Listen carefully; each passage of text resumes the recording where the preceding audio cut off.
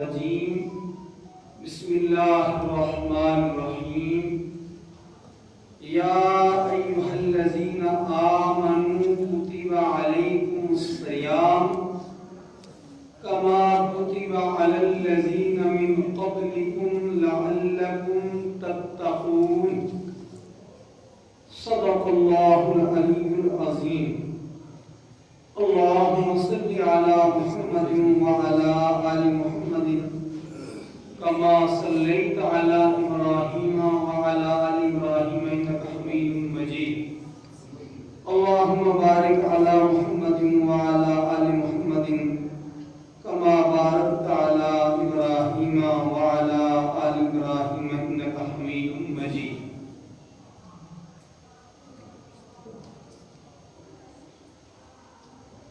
اللہ رب العالمین نے اس کائنات کو بنایا اور پھر کائنات کا دولہا اور کائنات کی مخلوقات میں سب سے افضل مخلوق وہ انسان ہے، اس کو بنایا اور پھر انسان کی دنیا اور آخرت کی کامیابی کے اسباب پیدا فرمائے۔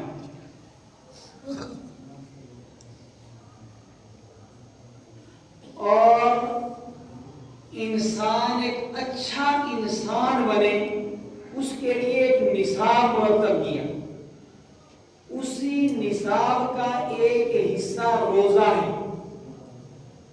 روزے کی فرضیت قطعاً اس لیے نہیں ہے کہ کوئی بارگاہ خداوندی میں غلے کا کوٹا کم ہو گیا ہے تو آرڈر دے دیا کہ وہ کھانا پینا کم کر لو، ایسا نہیں ہے۔ اس کے خزانے وسیع ہیں اور اتنے وسیع ہیں جس کا میں اور آپ تصور تک نہیں کر سکتے۔ اللہ تعالیٰ نے ہمیں روزہ رکھنے کا حکم دیا اور اس کی وجہ بتائی کہ کیوں روزہ فرض کیا ہے تمہارے اوپر۔ سورہ بقرہ میں دوسرے پارے میں ہے یا ایھا الذین آمنوا، او وہ لوگوں جو ایمان لائے ہو، کتب علیکم الصیام، تمہارے اوپر روزے فرض کیے گئے ہیں جیسا کہ پہلی امتوں پر بھی روزے فرض کیے گئے تھے۔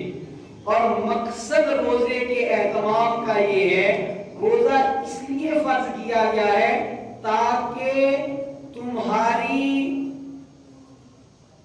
کریکٹر ساری کی جائے، تاکہ تمہارے اندر محتاط طریقے سے زندگی گزارنے کا سلیقہ آئے۔ یہ ہے مقصد روزے کا، تم ایک اچھے انسان بن جاؤ، یہ ہے مقصد روزے کا۔ تقوی تمہاری زندگی کے اندر آ جائے۔ یاد رکھیں کہ اللہ رب العالمین نے اپنے نظام کے مطابق انسان کے جسم کے اندر دو صلاحیتیں رکھی ہیں، فَأَلْهَمَهَا فُجُورَهَا وَتَقْوَاهَا۔ انسان کے اندر برا کام کرنے کی صلاحیت بھی ہے اور انسان کے اندر اچھا کام کرنے کی صلاحیت بھی اللہ تعالیٰ نے رکھی ہے۔ انسان کے اندر یہ صلاحیت بھی ہے کہ وہ بدکاری کرے اور انسان کے اندر یہ صلاحیت بھی ہے کہ وہ بدکاری سے بچے۔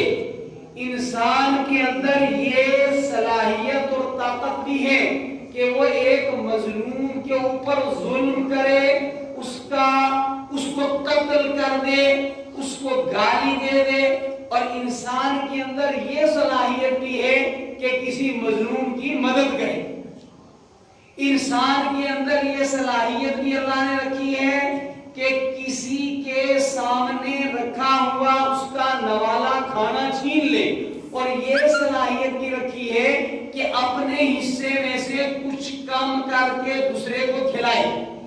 انسان کے اندر یہ صلاحیت بھی اللہ تعالیٰ نے رکھی ہے کہ وہ اپنے پڑوسی کے لیے مددگار ثابت ہو اور یہ صلاحیت بھی انسان کے اندر ہے کہ وہ اپنے پڑوسی کو پریشان کرے، تنگ کرے۔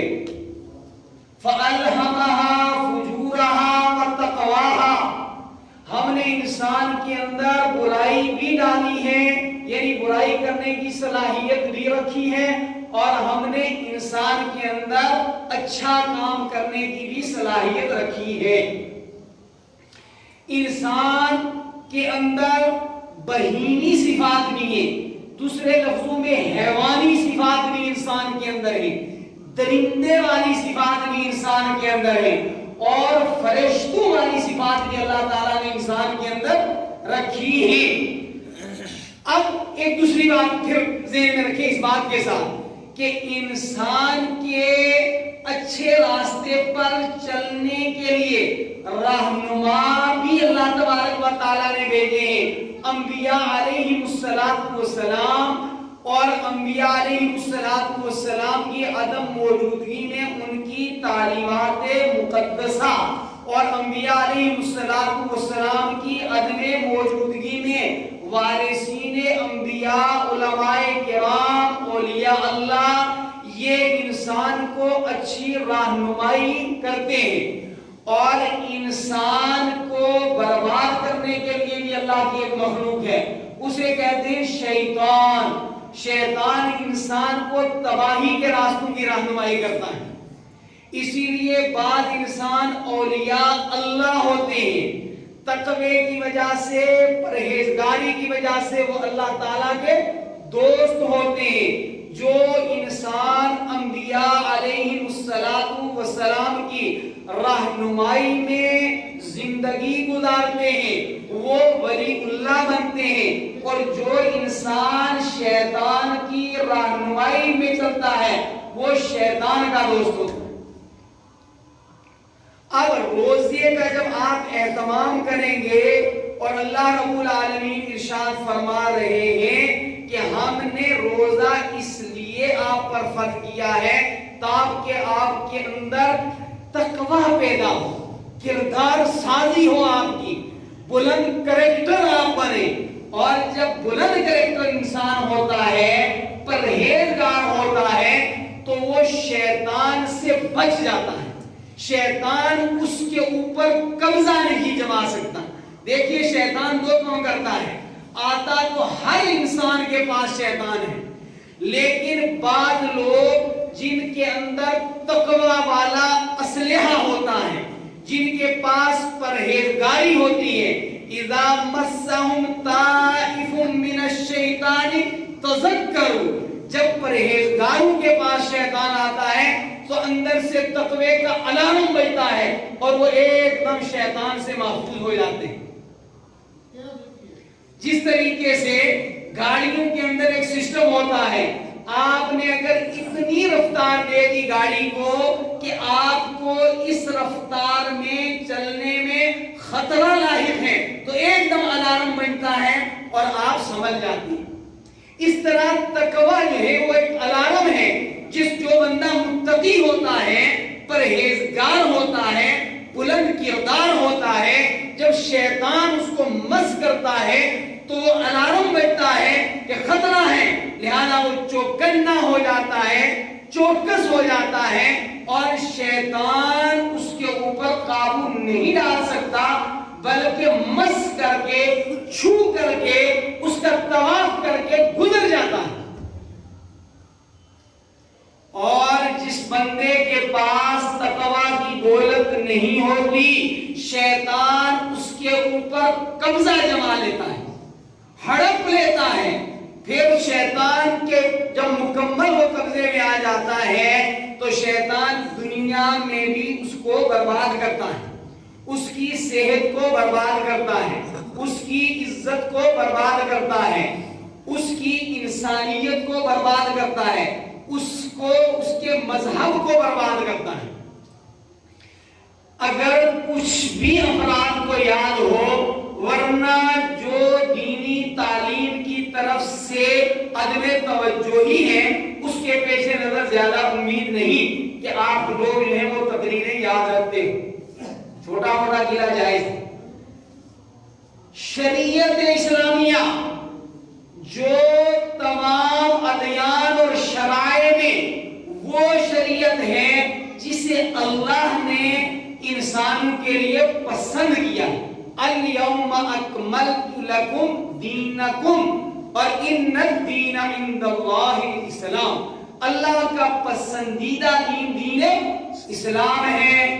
اور دین اسلام کا مطلب یہ ہے کہ زندگی گزارنے کا خدائی طریقہ کہ اللہ کی تعلیمات کے مطابق زندگی کیسے گزاری جائے. ایک ہے شریعت. شریعت کیا ہے؟ آپ نماز پڑھو. شریعت کیا ہے؟ زکات دو. شریعت کیا ہے؟ روزے رکھو. شریعت کیا ہے؟ مال ہے تو حج کرو, صدقہ خیرات کرو وغیرہ وغیرہ. اس کو کہتے ہیں شریعت. اور جس طرح میں نے عرض کی کہ روزہ ایک مقصد رکھتا ہے, اسی طرح شریعت اسلامیہ کا بھی ایک مقصد ہے. شریعت اسلامیہ کا بھی یہ مضمون ذرا یاد رکھیں گے آپ, بڑی بات ہوگی اگر آپ یاد رکھیں گے. ایک ہے شریعت اور ایک ہے مقصد شریعت. مقصد شریعت کیا ہے؟ مقصد شریعت نمازیں پڑھانا نہیں. ہاں نماز پڑھانا یہ شریعت ہے, اس کے ذریعے آپ کو مقصد تک پہنچانا ہے. آپ ایک عمارت بناتے ہیں تو بے شک یہ ضرورت ہے, لیکن اس عمارت کا بنانا ہی مقصد نہیں, بلکہ عمارت سے آپ کو راحت حاصل ہو, آرام حاصل ہو, گرمی سردی سے آپ بچیں, آرام آپ کو حاصل ہو. یہ ہے مقصد مکان کی تعمیر. تو مقاصد شریعت اسلامیہ کیا ہے؟ شریعت کا مقصد ہے, یاد رکھنا بڑی پتے کی اور کام کی بات, اپنے ماہرین علوم اسلامیات کی تعلیمات پڑھ کر نقل کر رہا ہوں. مقصد شریعت ہے آپ کے نظریے کا تحفظ. انسان اپنے نظریے کے لیے جان دے دیتا ہے. مقصد شریعت دوسرا کیا ہے؟ آپ کی جان کی حفاظت. مقصد شریعت تیسرا کیا ہے؟ آپ کی عزت کی حفاظت. آدمی اپنی عزت کے تحفظ کے لیے جان لڑا دیتا ہے, اپنی عزت کے تحفظ کے لیے اپنی ساری جائیداد قربان کر دیتا ہے. اور مقصد شریعت یہ ہے کہ آپ کے مال کی حفاظت. یہ ہے مقاصد شریعت. مقصد شریعت کیا ہے؟ پانچواں, آپ کی عقل کی حفاظت. 5 مقاصد شریعت اسلامیہ میں نے آپ کو بتائے ہیں. اچھا, ان ساری چیزوں میں اللہ کا فائدہ ہے کہ آپ کا, آپ کی عزت کی حفاظت آپ کا فائدہ ہے, آپ کی جان کی حفاظت آپ کا فائدہ ہے, آپ کے مال کی حفاظت آپ کا فائدہ ہے, آپ کی عقل کی حفاظت آپ کا فائدہ ہے, آپ کے عقائد کی حفاظت آپ کا فائدہ ہے. اب اس کو میں وقت کی تنگی کو سامنے رکھتے ہوئے تھوڑی تشریح کرتا ہوں. مثلا آپ کے اندر پرہیزگاری ہوگی, تقوی ہوگا, تو آپ کے مال کی حفاظت ہوگی. کیسے حفاظت ہوگی؟ آپ کہیں گے بھئی دیکھیے خلاف تقوی ہے کہ میں سگریٹ پیوں, خلاف تقوی ہے کہ میں شراب پیوں, تو مال آپ کا محفوظ ہوا, عقل آپ کی محفوظ ہوئی, عزت آپ کی محفوظ ہوئی, دین آپ کا محفوظ ہوا. یہ ہے مقصد شریعت کہ نماز کے ذریعے, روزے کے ذریعے, صدقہ خیرات کے ذریعے آپ میں پرہیزگاری پیدا ہو. آج وہ لوگ جو ان چیزوں کو چھوڑ رہے ہیں وہ اپنا نقصان کر رہے ہیں. ایک عرب کا بہت بڑا شرابی تھا, اور دور نبوت سے پہلے عربوں کے اندر اس قدر شراب تھی, شراب کے سینکڑوں نام تھے ان کے یہاں, اور سینکڑوں قسمیں تھی شراب کی, اور بس کوئی کام ہی نہیں ان کو ہوتا تھا, کھیل تماشا شراب کباب. ایک بہت ہی عقل مند اور دانا شخص تھا, اس نے شراب پی, اور سماج کے اندر بڑا سمجھا جاتا تھا, اس لیے میں بڑا کہہ رہا ہوں. تو شراب پی کر اس نے اپنی بچی کو اس طرح چھیڑا جس طرح بیوی کو چھیڑا جاتا ہے. اور شرابی تو وہ خبیث ہوتا ہے کہ جو بیوی کے ساتھ وہ بدتمیزی کرتا ہے جو انسان ڈنگروں، حیوانوں، درندوں کے ساتھ نہیں کرتا. شرابی ایسے ہی کرتے ہیں. خدا کرے آپ کے محلے بستی میں نہ ہو کوئی، ورنہ ہم نے دیکھے ہیں چونکہ سٹی میں ہر قسم کا آدمی مل جاتا ہے کہ روزانہ اپنی بیوی کو کے ساتھ اس قدر زد و کوب کرتے ہیں، اتنا مارتے ہیں اسے کہ الامان والحفیظ، اور دنیا بھر کی بکواس کرتے ہیں بیوی کے سامنے. وہ بیوی رہتی ہی نہیں ہے ان کی. وہ اپنی ساس کو گالیاں دیتا ہے، اپنی سالی کو گالیاں دیتا ہے، بکتا ہے. حیوانیت اور درندگی بھی اس کی حرکات کے سامنے شرمندہ ہو جاتی ہے. تو اس شخص نے شراب پینے کے بعد، چونکہ شراب کی وجہ سے کیا ہوگا؟ نقصان ہے عقل. میں نے آپ کو بتایا تھا کہ شریعت آپ کی عقل کا تحفظ کرنا چاہتی ہے، اور جب شریعت کو چھوڑا تو سب سے پہلی ضرب پڑی عقل کے اوپر. لمبا مضمون ہے، وقت نہیں. تو اس نے شراب پی کر اپنی بیٹی کو چھیڑا. پھر ہوش آیا تو شام کو توبہ کی کہ میں اتنا کمینہ ہو گیا، میں اتنا ذلیل ہو گیا کہ میں ایسا کام کرتا ہوں جس میں مجھے بیوی اور بیٹی کے درمیان فرق محسوس نہیں ہوتا. روزہ اس لیے نہیں آیا ہے کہ اللہ کے کوٹے میں کوئی خوراک کی کمی واقع ہو گئی ہے. اللہ آپ کو کوئی سزا دینا چاہتا ہے، اس لیے بھی روزہ نہیں آیا. اللہ تعالیٰ ہماری تربیت کرنا چاہتا ہے، کریکٹر بلند کرنا چاہتا ہے، ہماری کردار سازی کے لیے روزہ آیا ہے میرے بھائی. کہ 30-29 دن زندگی کے اس طرح گزارتا ہے جو بندہ کہ اس کے گھر میں کھانے کے لیے، پینے کے لیے سامنے خود دکاندار ہے، سامنے طرح طرح کے مشروبات رکھے ہوئے، ایک سے ایک جوس رکھا ہوا ہے، اور کوئی دیکھ بھی نہیں رہا ہے. اس کے گھر میں اس کی اپنی حلال زوجہ ہے، بیوی ہے، کوئی دیکھ بھی نہیں رہا ہے، لیکن اللہ تعالیٰ کے حکم کی اتباع و فرمانبرداری کے اندر بلند کرداری کا ثبوت دیتا ہے کہ میں اپنے مالک کو یہ حلال چیزیں ان اوقات کے اندر استعمال کر کے ناراض نہیں کروں گا. مقصد روزہ یہ ہے کہ جس طرح 29 یا 30 دن آپ ایک مخصوص وقت کے لیے طلوع فجر سے لے کر اور غروب آفتاب تک کھانے پینے اور جماع سے حلال طریقے سے بھی آپ بچتے ہیں، بقیہ زندگی اس طرح حرام سے بچ جائے. اور جب تقوی پیدا ہو جائے گا تو پھر وہ کام نہیں کرے گا بندہ جس سے اس کے کردار پر داغ لگے، جس سے اس کی عزت پر داغ لگے. میرے بھائیوں، عجیب صورتحال ہے مسلم معاشرے کی، عجیب صورتحال ہے مسلم معاشرے. رمضان گزر رہا ہے، ملک کے بڑے حصے میں اگر میں ملک کو ایک گھر سے تشبیہ دوں تو ہمارے گھر کے کچھ حصوں میں ہاہاکار مچی ہوئی ہے، لاشیں پڑی ہوئی ہیں، بڑے بڑے دانشور موت نے نگل رہی ہے، ہسپتالوں میں جگہ نہیں ہے اور آکسیجن ختم ہے. شیر کی طرح ہر شخص کو جو ہے وہ آگ بوجھنے کے لیے موت تیار کھڑی ہے. اللہ کی رحمت سے ہمارا علاقہ کچھ بچا ہوا ہے تو کچھ یوں لگ رہا ہے کہ ہم غنیمت سمجھ رہے ہیں کہ جب تک وہ آفت ہمیں آگ بوجھے ہم کچھ اور عیاشیاں کر لیں. صورتحال عملاً یہی ہے نا.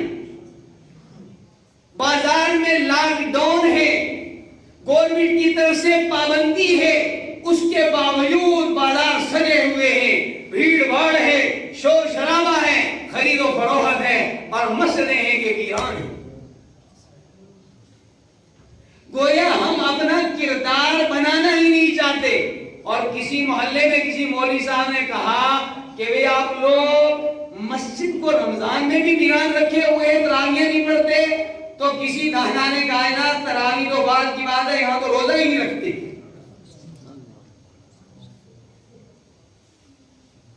تو میرے بھائیوں، روزہ رکھیں گے تو دنیا میں آپ ہم بلند کرداری کے مالک بنیں گے، روزہ ہمارے فائدے کے لیے۔ اور آخرت کے اندر روزے کا کیا فائدہ ہوگا؟ من صام رمضان ایمانا واحتسابا غفر له ما تقدم من ذنبه ومن قام رمضان ایمانا واحتسابا غفر له ما تقدم من ذنبه۔ میرے بھائیوں، نبی اکرم صلی اللہ علیہ وسلم نے فرمایا جو رمضان کے روزے کا اہتمام کرے گا، جو رمضان میں رات کو قیام کرے گا، یعنی نماز تراویح کا اہتمام کرے گا۔ عجیب مخلوق ہیں ہم بھی خدا کے اس دنیا میں، گناہ تو سب جگہ ہے، لیکن دنیا کے اندر کم از کم رمضان میں ایک لوگوں کا اللہ کی طرف رجوع ہوتا ہے، ایک رجوع ہوتا ہے۔ جناب یہاں 10 سے مس نہیں لوگ ہوتے، رمضان میں بھی جماعت کے ساتھ نمازوں کا اہتمام نہیں، رمضان میں بھی جماعت کے ساتھ نمازوں کا اہتمام نہیں۔ او پیارے بھائیوں، اللہ کا خوف کرو۔ نماز کو قرآن نے ایمان کہا ہے، ایمان۔ ان اللہ لا یضیع ایمانکم۔ صحابہ کرام بیت المقدس کی طرف نماز پڑھتے رہے، قبلہ اول کی طرف، پھر قرآن نازل ہوا تو انہوں نے حرم مکی کی طرف جو ہے وہ نماز پڑھنا شروع کی، تو بعض مسلمانوں کے دل میں آیا کہ اب تک جو ہم ادھر نمازیں پڑھتے رہے وہ ہماری نمازیں ضائع ہوگی۔ تو قرآن نازل ہوا کہ اللہ تعالیٰ تمہارے ایمان کو ضائع نہیں کرے گا۔ حالانکہ ان کو فکر کس کی تھی؟ نماز کی، کہ ہم ادھر پڑھتے رہے، اب حکم ادھر کا آیا ہے، تو نماز کو قرآن نے ایمان کہا۔ مومن ہو اور نماز نہ پڑھے، اچھا باز خوش ہو گئے ہوں گے، ہم تو بڑے نمازی۔ اللہ اکبر کبیر۔ قرآن نے کہا کہ وہ نمازی جو سستی کے ساتھ نماز پڑھتے ہیں، سستی کے ساتھ نماز پڑھتے ہیں نماز، مگر کیسے پڑھتے ہیں؟ سورہ نساء 5ویں پارے کا آخری رکوع دیکھنا، کوئی دیکھے گا؟ یہیں سن کر چھوڑ جاتے ہیں میرے۔ جو کہا جائے اسے نوٹ کیا کیجئے، اسے جا کر دیکھا کیجئے، اسے دوسروں کے سامنے بیان کیا کیجئے، تاکہ وہ محفوظ بھی رہے اور سننے سنانے کا مقصد بھی پورا ہو جائے۔ آج ہم نے یہ بات سنی، سورہ نساء 5ویں پارے کے آخری رکوع میں جہاں منافقوں کی صفات بیان کی۔ کوئی آدمی منافق بننا پسند کرتا ہے؟ کسی کو منافق کہا جائے وہ برداشت کرتا ہے؟ نہیں نہ کرتا۔ قرآن کہہ رہا ہے کہ جو لوگ ان المنافقین یخادعون اللہ وہو خادعهم، کہ منافق اپنے خیال میں اللہ کو دھوکہ دیتے ہیں۔ پھر منافقوں کی صفات بیان کی، منافق کا کریکٹر بیان کیا، منافق کا کردار بیان کیا کہ پہلا عمل منافق کا کیا ہوتا ہے؟ اذا قاموا الى الصلاة قاموا کسالى۔ اور یاد رکھیں، اگر ہم یہ تقسیم کریں مسلمان اور کافر، مسلمان اور کافر، تو منافق کن میں سے ہوں گے؟ مسلمانوں میں سے، کافروں میں سے منافق نہیں ہوتے۔ تو فرمایا کہ کون سے مسلمان منافق ہیں؟ یہ بات آپ کو سمجھ میں آئی؟ منافق کافروں کا طبقہ نہیں، منافق کس کا طبقہ ہے؟ مسلمانوں کا۔ اس پر کوئی آپ کو اختلاف تو نہیں؟ پھر بتایا کہ مسلمانوں میں سے کس صفت کا بندہ جو ہے وہ منافق ہے، تو بہت ساری علامات بتائی۔ پہلی علامت بتائی اذا قاموا الى الصلاة قاموا کسالى، وہ سستی کے ساتھ نماز پڑھتے ہیں۔ یہ منافق کی پہلی علامت، سستی کے ساتھ نماز پڑھنا منافق ہونے کی علامت۔ اور یہ عام دنوں کی بات ہے، رمضان المبارک میں جب اللہ کی رحمت کی برکھا برس رہی ہوتی ہے اس وقت بھی سستی. میں کہتا ہوں گھروں کے اندر بھی جماعت سے نماز پڑھا کرو. اگر 2-3 آدمی ہو وقت فکس رکھا کرو.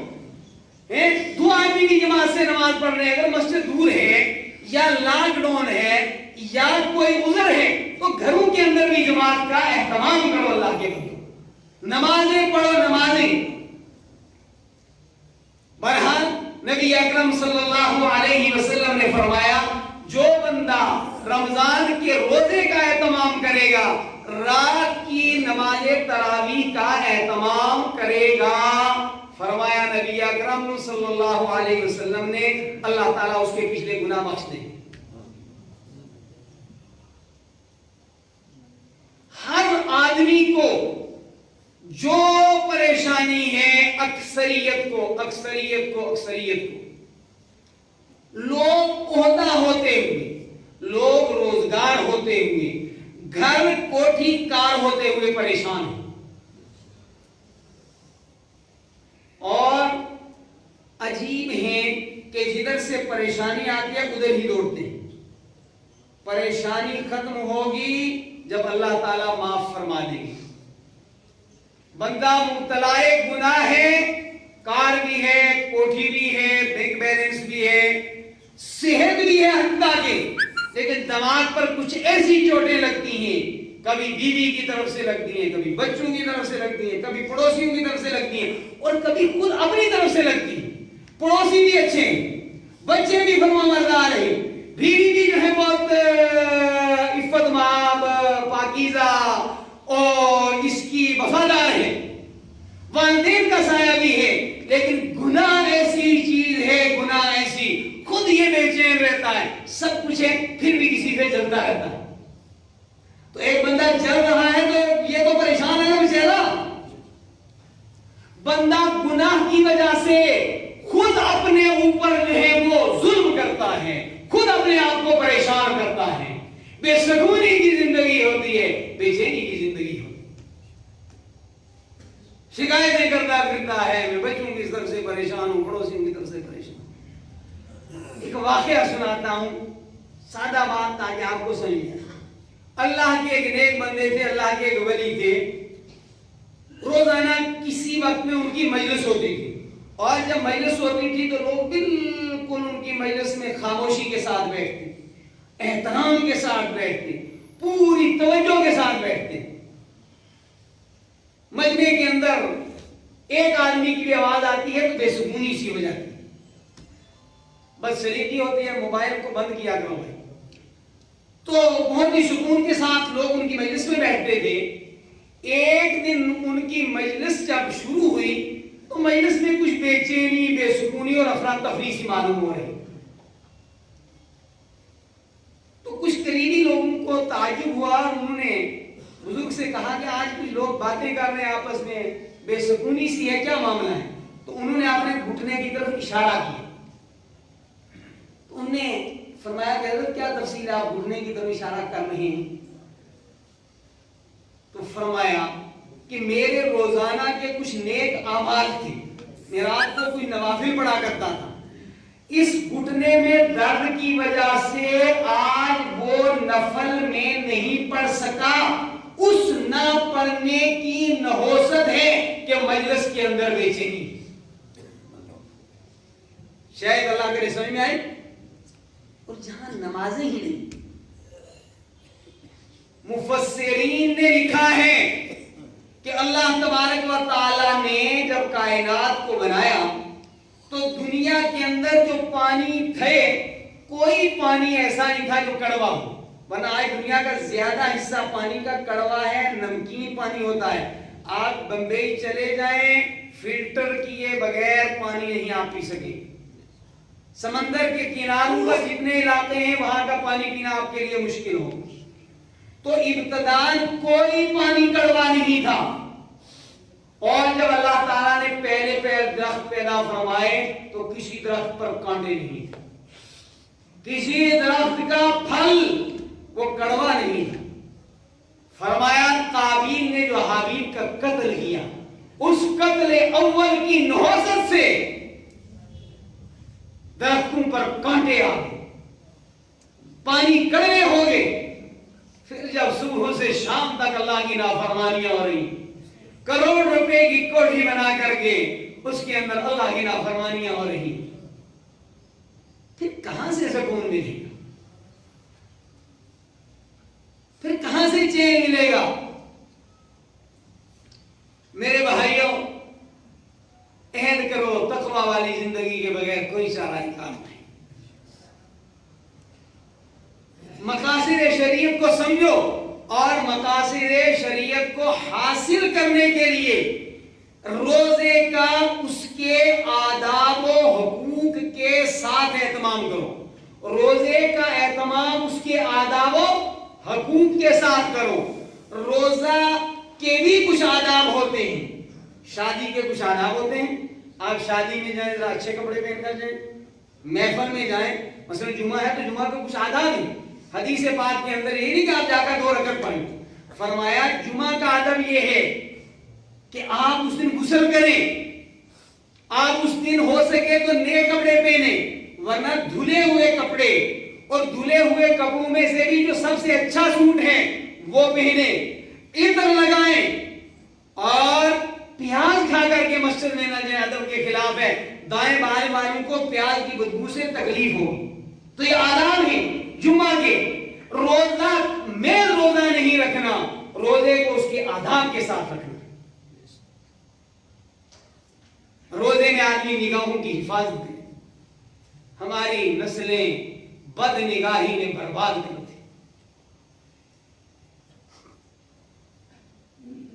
نوجوانوں کی نوجوانیوں نے اپنے آپ کو تو برباد کیا ہی، نسلوں کی بنی ہوئی عزتوں کو پامال کر دیا. نسلوں کی بنی ہوئی عزتوں کو پامال کر دیا. اور ایسی رپورٹیں آتی ہیں، ادھر ابا جان کو تنخواہ ملی، ادھر بیٹا کہتا ہے ادھر مجھے دو، نہیں تو سر پٹک کر میں مرنے لگا ہوں. 8 10 سال سے باپ دے رہا ہے مجبوراً. سارے گھر کے ترقی کے کام رک گئے ہیں. یہ سب بے دینی کے تماشے ہیں، یہ سب بے دینی کے جو ہیں وہ نتائج ہیں.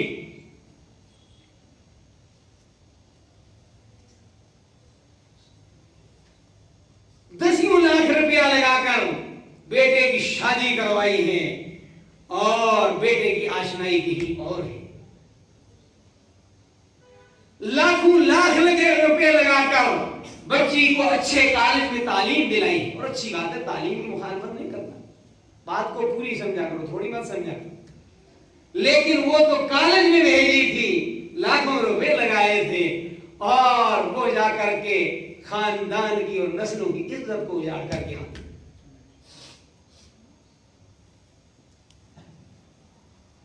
لگ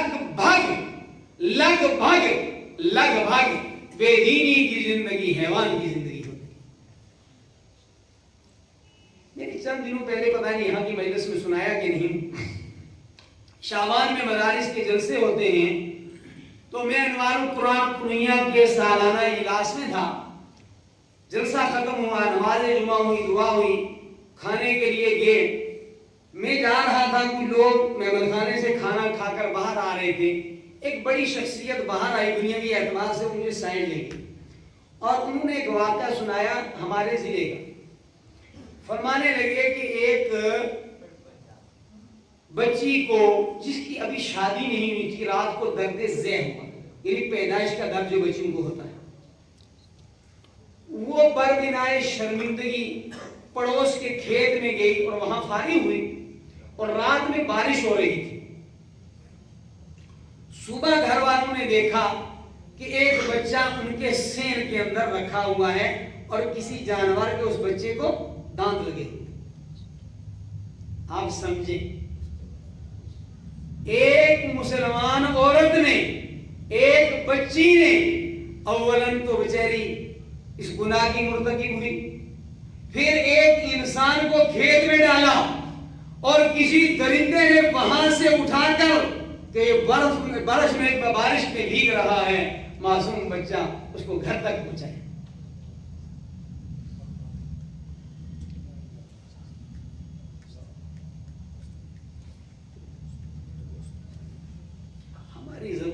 तारीख पर रोने के लिए आंसू नहीं, कोई बदलने को तैयार नहीं।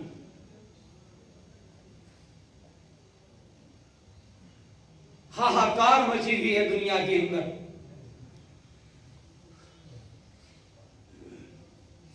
अमेरिका के शहर में अभी चंद दिनों पहले नौजवान का इंतकाल हुआ तो उसका दोस्त वो पैसे बखेर रहा है, पैसे काम नहीं आए, पैसे काम नहीं आए। वो कमा कमा कर बर्बाद मत हो भैया, कमा कमा कर बर्बाद मत हो। सुबह से शाम तक कमा रहे हैं जैसे दुनिया में सिर्फ कमाने के लिए भेजा है, और कमा इसलिए है कि रहे कि इस कमाई, कमाना अच्छी बात है, मैं कमाई से मना नहीं कर रहा, याद रखिए। फराइज का एहतमाम करते हुए खूब कमाओ। अल्लाह उन नौजवानों पर रहम करे जो माँ बाप पर बोझ बने हुए। तुम्हें तो इसलिए माँ बाप ने पाला पोसा था, तुम उनके बुढ़ापे का सहारा बनते, तुम अभी भी उसी से एटीएम मांग रहे हो, ये अच्छी बात नहीं। लेकिन कमा क्यों रहे? बर्बाद करने के लिए। मेहनत से कमाते हैं, फिर उसको शराब के हवाले करते हैं, फिर उसको दिखाने के हवाले करते हैं। मुनाफिक की कुरान ने जो दूसरी निशानी बयान की, वयुराऊन अन्नास, वो बड़ा फंक्शन इसलिए करता है लोग देखें, वो इसलिए बड़ा फंक्शन करता है। मेरे भाइयों, वक्त बहुत कम होता है, आज में वैसे भी थोड़ा सा लेट हो गया, 2 जनाजे हो गए थे बहुत अहम। प्यारे भाइयों, अहद करके उठो कि 5 वक्त नमाज का एहतमाम करें, वक्त पर पढ़ेंगे, रोजे का एहतमाम उसके आदाब के साथ करेंगे, तरावी का एहतमाम करेंगे। अगर आपके मोहल्ले बस्ती में कोई अच्छे मौलवी साहब नहीं है इत्तेफाक से, तो प्यारे भाइयों मेरी आपसे ये दरखास्त है कि अच्छे अच्छे लोगों को सुनो। मौलाना तारिक जमील साहब को सुनो, मैं वो बातें कह रहा हूँ जो आपको काम। पिछले दिनों में जम्मू था, एक बुजुर्ग के साथ, तो नमाज फजर में जम्मू में प्रोग्राम था, 2-2.5 हज़ार लोग थे नमाज फजर में माशाअल्लाह बयान सुनने के लिए। फिर वहां से फारिग होकर हम नाश्ते पर बैठे, तो एक नौजवान आया था, पेंट शर्ट के अंदर था, बड़ा बेतकल्लुफ आया, उसने नाश्ता किया हमारे साथ, और नाश्ते से फारिग होकर मौलाना सलाहुद्दीन साहब, बहुत सारे हज़रात जानते हैं, यहाँ आते रहते, उनके पास रहा और कहा, हजरत कुछ बताया, राजेश या कुछ, मैं राजेश PhD कर रहा हूँ, 5 साल से मैं अल्हम्दुलिल्लाह ईमान वाला हूँ। तो आपने पूछा, बेटा कैसे आप इस्लाम लाए, किसने आपको तबलीग की? कहा किसी ने मुझे तबलीग नहीं की, मैंने मौलाना तारिक जमील साहब की तकरीर सुनी, आपका एक क्लिप सुना। अगर आप यहाँ दर्स में नहीं आ सकते रोजाना, अच्छे अच्छे उलमा के क्लिप सुने, अच्छे YouTube चैनल सब्सक्राइब करें उलमा के जिनसे आपको नफा हो, मोबाइल से पढ़ें, जुड़े उलमा के साथ, वरना नस्लें उजड़ जाएंगी। क्या मुझे आपको फिक्र नहीं, मैं बताता ये कितनी फिक्र करने की बात है, लेकिन मेरे पास वक्त नहीं। मैं बताता कि नबी की अपनी औलाद की फिक्र करते थे। अल्लाह ये कहने वाला भी 1000 बार डरता है, मैं कोई ऐसा पारसा नहीं हूं, शायद सबसे ज्यादा गुनहगार हूं। इसलिए कह रहा हूं आपको भी अल्लाह तौफीक दे दे, मुझे भी तौफीक। रद्द अमल, एक्शन का रिएक्शन होता है अपने ऊपर भी, इस नीयत से कह रहा हूं। कतअन मेरे दिल में आप हज़रात, आप मेरे लिए काबिल रश्क लोग, तज़कीर के तौर पर कह रहा हूं। मेरे भाइयों, लोग बहुत तेजी के साथ, अगर हम कुछ गलतियां ना करें तो वो हकीकतों को तस्लीम करें, लेकिन हम ये हैं कि अल्लाह ताला ने सब कुछ दिया हुआ, उससे महरूम होते जा रहे हैं। इसी तरह पिछले जुमा में मैंने ज़कात पर बयान किया, अल्लाह के बंदो ज़कात की अदायगी का एहतमाम करो। बेज़काता माल आज ना तो कल मुझे आपको, हमारी नस्लों को बर्बाद कर दे। हमें क्यों ये फिक्र नहीं है कि हाय ऐसा न हो जाए कि किसी सड़क के किनारे पड़ा हुआ हो मेरा बच्चा और किसी का मुझे फोन आए। और इससे बढ़कर ये फिक्र क्यों नहीं है, क्यों नहीं है, क्यों नहीं है कि मेरा बच्चा ड्रग्स के इस्तेमाल के बाद मौत के हवाले हो जाए। नहीं हो रहे बच्चे हवाले, और वो बच्चे हमारे बच्चे नहीं है। मेरे बच्चे में उस बच्चे में कोई फर्क है? जब पूरा समाज फिक्रमंद हो जाएगा, मोहब्बतों के साथ प्यार के साथ पाँव में जो है वो अपनी टोपी डाल करके, दाढ़ी पकड़ करके, हाथ बांध करके, बच्चा न खुद बर्बाद हो, और फिर असबाब भी पैदा करो, उनको मसाजिद तक पहुंचाओ, उलमा तक पहुंचाओ, अल्लाह के नेक बंदों तक पहुंचाओ, तब ये तब्दीली आएंगी समाज की। तब आपको पता चलेगा कि रमजान का रोजा हमें क्या देता है, लैलतुल कद्र का क़याम हमें क्या देता है, एतकाफ क्या देता है। एतकाफ क्या है कि आप 10 दिन सारी दुनिया के जंजाल को छोड़कर 10 दिन का वर्कशॉप है, 10 दिन का की ये तरबियती कोर्स है कि यार मैं अपने रूह को बनाने के लिए, मैं अपने किरदार को बनाने के लिए 10 दिन अल्लाह के दर पे पड़ा रहूं। ये मकासद एतकाफ की। जब आप तरावी में कुरान सुनते हैं, कुरान का नूर बरसता है आपके दिल के ऊपर, और जब नूर कुरान दिल पर बरसता है तो फिर इस दिल के अंदर अच्छी तमन्नाएं पैदा होती, फिर इस उन तमन्नाओं के नतीजे में आदमी अपने बड़ों की इज्जत करता है, उसके नतीजे में आदमी छोटों पर शफकत करता है, उसके नतीजे में आदमी दोस्तों से वफा करता है, उसके नतीजे में आदमी पड़ोसी की आंख का ताला बनता है। तो कोशिश करेंगे आइंदा जुमा यौम बदर है, 17 रमजान को क्या हुआ था, यौम बदर, जंग बदर हुई थी। तो जरा जल्दी तशरीफ लाएंगे, अल्लाह मुझे भी जिंदा रखे, आपको भी कुछ बातें करेंगे उस दिन भी। एक गुजारिश तो ये है कि रमज़ान में बहुत सारे मदारिस वाले मसाजिद में, मरकजी जामे मसाजिद में हाजिर होते हैं, आप दिल खोल करके उनका ताउन किया करें। हमारा मदरसा इस्लामिया अरबिया दावतुल हक हरनी से तशरीफ लाए हैं, इसी तरह मदरसा उमर इब्न खत्ताब कालामन से तशरीफ लाए हैं, वहाँ मस्जिद की तामीर हो रही है। मौलाना फरोजुद्दीन साहब खाकी जो बहुत बड़े इस इलाके के आलिम दीन गुजरे हैं, उनके साहबजादे वहाँ एक मस्जिद मदरसा तामीर कर रहे हैं। इसी तरह दीगर मदारिस के लोग भी बाहर जो है वो तशरीफ फरमा हैं, और बर्मा वाले कुछ बेचारे यहाँ आए हैं। हालात को पढ़ा करो। एक ज़माना था हिंदुस्तान के, पाकिस्तान के सारे मदरसों को माली मावनत बर्मा से होती थी। आज वो बर्मा कहाँ खड़ा। मैं कहता हूं अगर हम नहीं संभलेंगे तो, मैं नहीं कहता, तारीख बताती है फिर वो हालात आते, फिर जमीन तंग हो जाती है, वो कहती है हमारे पास इनके रहने के लिए जगह नहीं है। इन जगहों पर भी कल कोई रहता था। इन चीजों को सोचा करो, इन चीजों को सोचा करो। तो इन सब हालात का जो बाहर है उनका ताउन करें, और आपके इदारा का ये इस मस्जिद मदरसे का भी बड़ा निज़ाम है। मैंने बताया था क्योंकि पिछले साल तो लगभग 14-15 मार्च ही को लॉकडाउन लग गया था और दफातर बंद हो गए थे, तो पिछले साल का और इस साल का एक साथ जो है वो ऑडिट हुआ, लगभग 50 लाख का खर्चा है, और उसमें 12 लाख रुपए कर्ज है के सामने वाली बड़ी तामीर उसी साल के कुछ हिस्से में हुई थी, और इस वक्त भी इसका काम चल रहा है।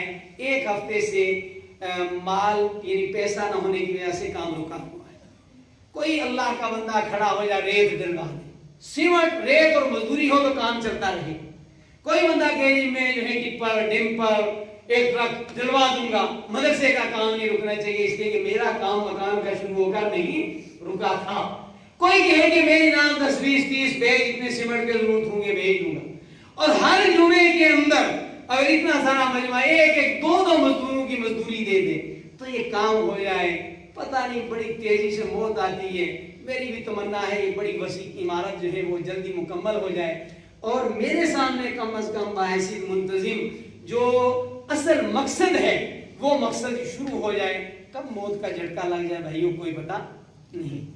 आप सबके ताउन से यहाँ तक काम हुआ है, तो आगे भी तो नमाज के बाद जो बाहर असातिज़ा खड़े रहेंगे वो तामीर का चंदा हो, ज़कात, उशर, फितराना वो जो है आप बाकायदा जो काउंटर होता है उस पर दिया करें, क्योंकि ज़कात का पैसा अलग जगह खर्च होता है, वो तामीर में खर्च है।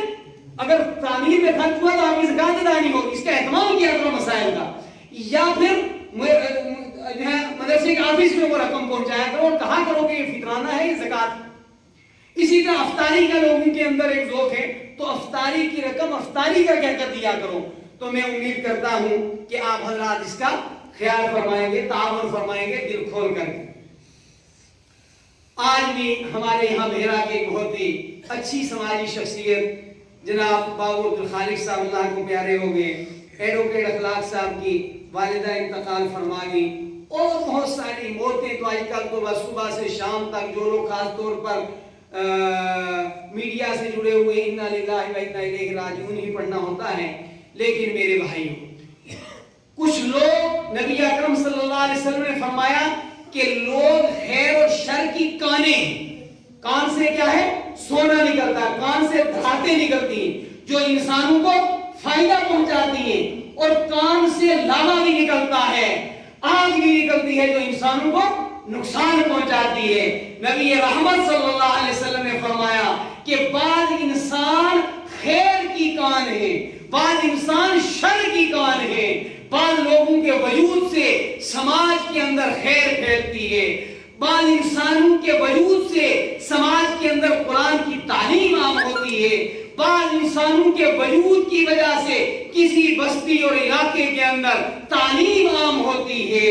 ایسی ایک شخصیت خطہ پیر پنجاب کے اندر حضرت مولانا عبدالعزیز خان صاحب نور اللہ مرقدہ کی تھی، جو قدیم دارالعلوم دیوبند کے فاضل علماء میں سے ایک تھے، اور زندگی کے لگ بھگ 50 سال انہوں نے شب و روز تعلیم قرآن کو عام کرنے کے لیے لگائے۔ انتہائی متقی، پرہیزگار، دین کے معاملے میں فکر مند، ہمارے مدرسہ اسلامیہ عربیہ دعوت الحق ہرنی کے سرپرست اور محترم میں اعلیٰ تھے، وہ اس ہفتے اللہ رب العالمین کو پیارے ہو گئے۔ میں سمجھتا ہوں ان کے وجود سے یہاں خیر پھیلی ہے۔ ہمارے میڈر کے اس حصے میں حضرت مولانا فیروز الدین خاکی نور اللہ مرقدہ جیسے تھے، اس خطے کے اندر ہیں حضرت مولانا عبدالعزیز صاحب نور اللہ مرقدہ، ایسی ہی شخصیت تھی، متبع سنت، ایک قرآن کے ساتھ گہری وابستگی، دین کی خاطر جان فشانی۔ جو لوگ جانتے ہیں نیچے گھلتا جو ہے میدان میں سے اٹھنا، جو ہے وہ رات کے وقت کے اندر تہجد پڑھنا، اور وہ اوپر کیری جا کر کے فجر کی آذان دیں، کوئی نظام نہیں، کوئی تنخواہ نہیں۔ ابتداء اس مدرسے کے اندر بھی انہوں نے کام کیا، اور میں نے زندگی کی جتنی راتیں ان کے ساتھ گزاری، میں نے کبھی نہیں دیکھا کہ ان کی نماز تہجد چھوٹی ہو، اور ان کے ساتھ جو وابستگی تھی، وہ وابستگی کی بنیاد پر میں بصیرت کے ساتھ کہتا ہوں کہ شاید 20 سال میں بھی اس بندے کی نماز تہجد کبھی چھوٹی۔ ایسے وہ اللہ کے پیارے بندے تھے۔ بہرحال ایسے علماء کا اٹھ جانا خیر کثیر کا اٹھ جانا۔ اللہ رب العالمین ان کی تمام دینی خدمات جلیلہ کو شرف قبولیت عطا فرمائے۔ اللہ رب العالمین بتقاضائے بشریت کمیاں کوتاہیاں غلطیاں معاف فرمائے۔ اللہم انت ربہ وانت خلقتہ وانت ہدیتہ للاسلام وانت قبضت روحہ وانت عالم بسرہ وعلانیتہ جینا شفعاء فاغفر لہ یا ارحم الراحمین۔ اور پھر حضرت مولانا کے اٹھ جانے کی وجہ سے جہاں علاقے کا نقصان ہوا، جہاں ہم اہل علم دکھ محسوس کرتے ہیں، وہاں جس ادارے کے وہ سرپرست اعلیٰ تھے اور جس خانوادے اور جس گھرانے کے وہ سرپرست اعلیٰ تھے، یقیناً ان کے لیے یہ بہت ہی صدمے کی بات ہے۔ اللہ رب العالمین ان کے تمام رفقاء کار کو، ان کے گھرانے کے تمام اصاغر اکابر افراد خانہ کو صبر جمیل عطا فرمائے، اجر عظیم عطا فرمائے۔ اور موت سے کس کو رستگاری ہے؟